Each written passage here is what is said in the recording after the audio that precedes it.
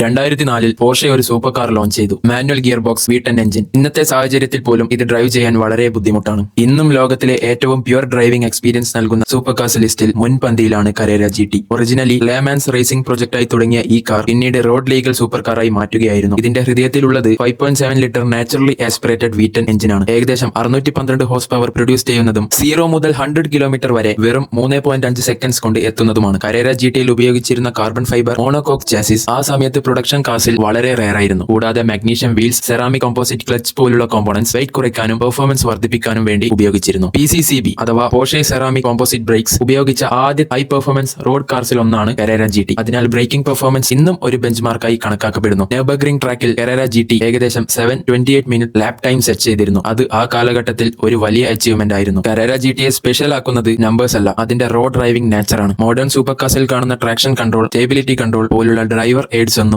ഇതിലില്ല. അതുകൊണ്ട് തന്നെ ഡ്രൈവറിന്റെ skill, control എന്നിവയാണ് ഇവിടെ ഏറ്റവും പ്രധാനപ്പെട്ടത്. വളരെ സെൻസിറ്റീവായ മാനുവൽ ക്ലച്ചും light weight carbon fibre monocoque ചേസിസും ചേർന്നപ്പോൾ കരേര GT ഒരു മെഷീൻ അല്ല, ഡ്രൈവറിനും കാറിനും ഇടയിലെ പ്യുവർ കണക്ഷൻ ആയിരുന്നു. ഏകദേശം 1270 യൂണിറ്റ്സ് മാത്രം നിർമ്മിച്ചതിനാൽ ഇന്ന് ഇതൊരു കളക്ടേഴ്സ് ഡ്രീം കാറാണ്. വിലയും വർഷങ്ങൾക്കൊപ്പം ഉയർന്നുകൊണ്ടിരിക്കുകയാണ്. ഫൈനലി കരേര GTയിൽ നിങ്ങൾക്ക് ഏറ്റവും ഇഷ്ടപ്പെട്ട ഫീച്ചർ എന്താണെന്ന് കമന്റ് ചെയ്യൂ. ടെക്നോളജി എത്ര മുന്നോട്ട് പോയാലും പോർഷെ കരേര GT പോലുള്ള കാർസ് റിമൈൻ ചെയ്യുന്നത് ഒറ്റ കാര്യം മാത്രമാണ്: ഡ്രൈവിംഗ് ഒരു ടാസ്ക് അല്ല, അതൊരു എക്സ്പീരിയൻസ് ആണ്. അതുകൊണ്ടാണ് കരേര GT പോലുള്ള കാർസ് സമയം കടന്നു പോയാലും പഴകാതെ ഒരു ലെജൻഡായി തന്നെ നിലനിൽക്കുന്നത്.